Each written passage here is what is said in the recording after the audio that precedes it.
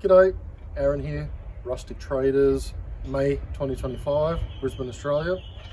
Here to show off another cool old bike. This one's a Brisbane made one. It's called Local.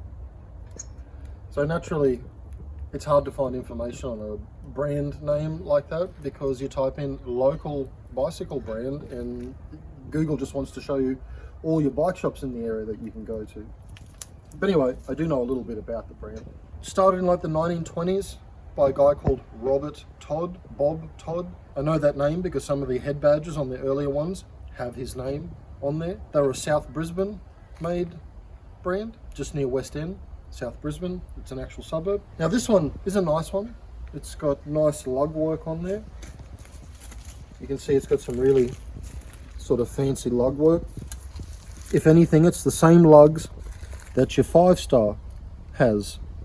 If you imagine some of the Melbourne Star 5-stars, you've got your stars, one there, one there, one there, one there, and one in the middle. So same as 5-star lugs there. The forks, got the exact same forks on 5-stars. Now this one, I imagine this to be probably 1950s. Late 40s, 1950s. It's got your, not Westwood rims, the rims with a brake wall. When they were new, they were on all the high-end bikes. Even I think Melbourne Star 5-stars in the 30s and early 40s had these types of wheels because they were the latest and the greatest thing at the time. They were an improvement on the Westwood ones because they have this edge, which they call the brake wall, so that brakes could squeeze against it. So yeah, I would have thought it would have had 28-inch wheels, but this one's actually got 27-inch wheels on it. So, you know, maybe that was the first of the 27s, though. There were definitely 27-inch ones around, even in Westwood rims. So, yeah, 27 by 1.25 inch. Beautiful original condition. Well, it's in original condition, so, you know, that's good. I haven't cleaned it or oiled it or anything like that. It's just in exactly how it was found. I love how the front one, the paint job is matching the bike. Gotta love that. I'm guessing the rear wheel is probably not original to it, or for some reason rusted heaps more than the front, but that would just make me think that the back wheel is not original. Now this is in like italic or cursive. The earlier locals, it's in block letters. A lot of brands did that. Melbourne Stars one, their early stuff was in block letters, and then they went to italic after 1937. Got the logo of the shop down here. The Local Bicycle Co. You can see South Brisbane, built by. So that's lovely to have that on there.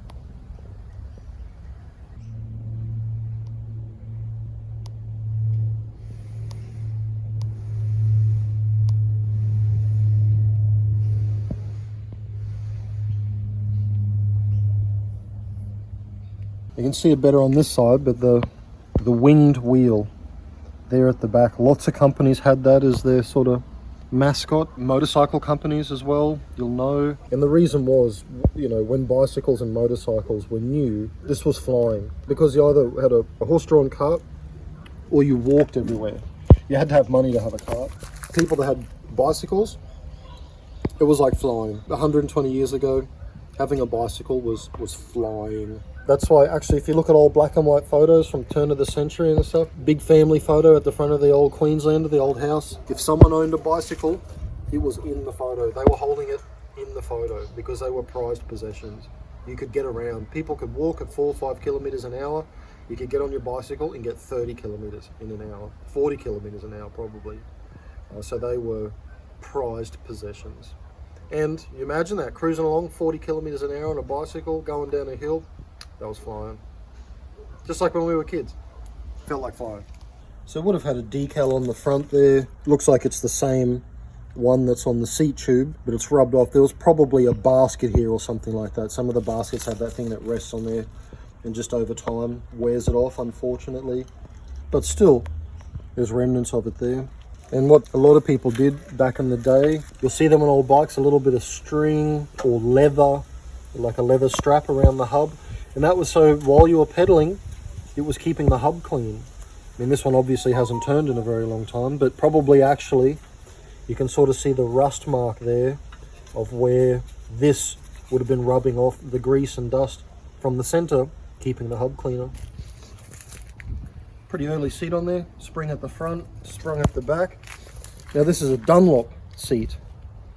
So some people confuse it, but Dunlop made rubber seats, not leather seats. Dunlop is a rubber company. They never made leather seats. So if you see a Dunlop seat on a bike in photos, it's rubber, not leather. Even though it's the same style, it's got its brass badge on the back.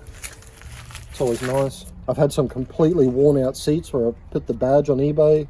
Someone needs it for theirs. Your more track style dropouts.